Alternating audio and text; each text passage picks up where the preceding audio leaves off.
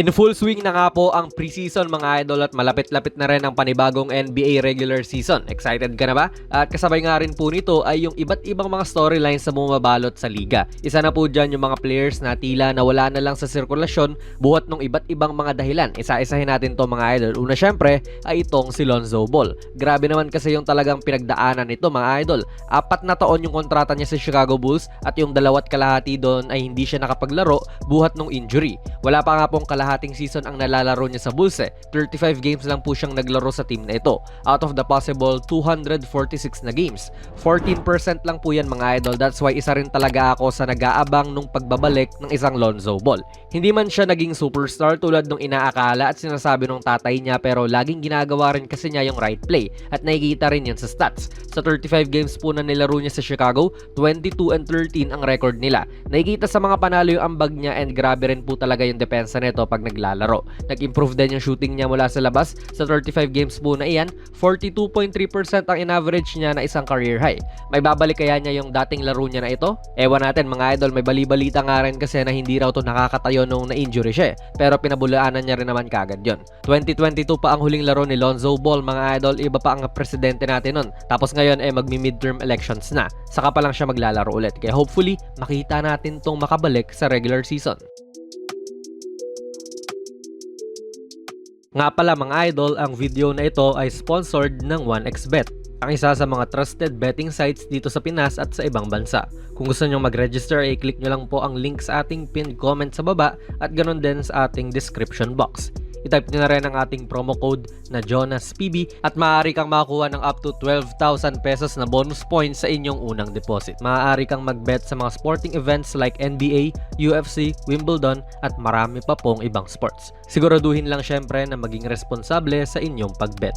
Sunod natin ay itong si Ja Morant. Isa rin talaga to sa mga player na tila nawala sa sirkulasyon buhat ng injury pati yung suspension niya. A total of 9 games lang kasi siyang naglaro noong nakaraang season at naging malaking dahilan din po yan kung bakit wala sa playoff picture ang Memphis. Even si Morant po ay sinabi niya na tila kinalimutan na raw sila ng mga tao. 6-3 po ang record ng Memphis last season nung nakapaglaro si Ja.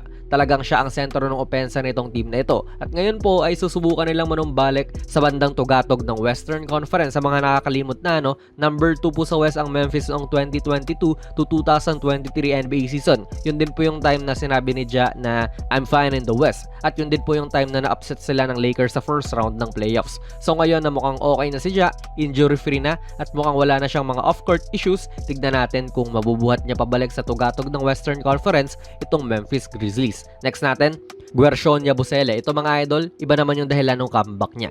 Nawala siya sa NBA ng mga 5 years din. Tagal din yan mga idol. 23 years old pa lang siya nung huli siyang naglaro sa liga. Bumalik siya sa Europe at doon pinagpatuloy yung kanyang karera. And naging magandang daan din po yung international competition mga idol kung bakit na-scout ulit po itong si Yabu Bear. Ganda rin kasi nung pinakita niya nitong nakaraang Olympics para sa France. Isa talaga siya sa mga bumubuhat ng team na yun. Nagbe-best player of the game pa nga to May malapad na pangangatawan, may shooting sa labas. I think magiging solid po na option itong si Yabu para sa Philadelphia 76ers off the bench. Pwede itong maging undersized na 5 talaga at mukhang napangakuan din siya ng isang consistent na role para sa Philly mga idol. Sa isang article kasi, hindi pa siya bumabalik nito sa NBA sinabi niyang naglalaro siya sa best team in Europe, sabay na nanalo naman daw siya ng mga championships. Bakit naman daw niya yun aalisan para maging bangkulang sa NBA? Ayaw niya raw na mapunta sa isang sitwasyon kung saan hindi niya alam kung maglalaro ba siya o hindi. So baka napangakuan nga to ng isang consistent na role. Sunod natin ay si Ben Simmons. Ito, hindi naman din nawala sa liga si Simmons, sadyang yung laro niya ang nawala. And to be fair ay last season, pinotakte rin talaga siya ng injury. 15 games lang po kasi siyang naglaro at tila hindi na nga siya ramdam talaga, halos hindi na napag-uusapan. That's why sinama na rin natin siya rito. Huling taon na ng kanyang kontrata, 28 years old pa lang siya na relatively ay nasa prime pa lang ng kanyang karera. Nagdahilan din to na sinasabing hindi naman daw siya nagnanakaw sa team niya kasi hindi siya nakakapaglaro. Talagang nai-injury lang talaga siya kaya mababa rin yung laro niya.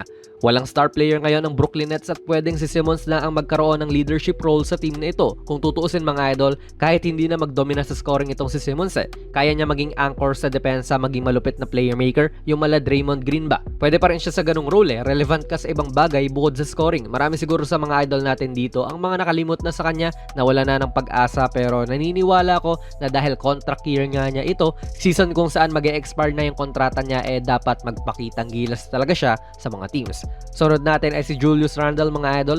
Medyo pilit lang tong pagsama natin kay Randle pero sa sobrang namuno na talaga si Jalen Brunson para sa Knicks, tila nakalimutan na rin halos tong si Randle. All-star naman to last season pero kasi mula January 2024 ay hindi na siya nakapaglaro sa Knicks kasi injured. Kaya rin tila nawala siya sa sirkulasyon buhat ng injury na dinanas niya. Ngayon, nasa bago siyang team, bumalik siya sa West. May player option din po itong si Beyblade after nung season na ito. So kung gusto niya ng malakihang payday tulad ng ibang mga players ngayon sa NBA, dapat lang din siyang mag all-in if healthy naman.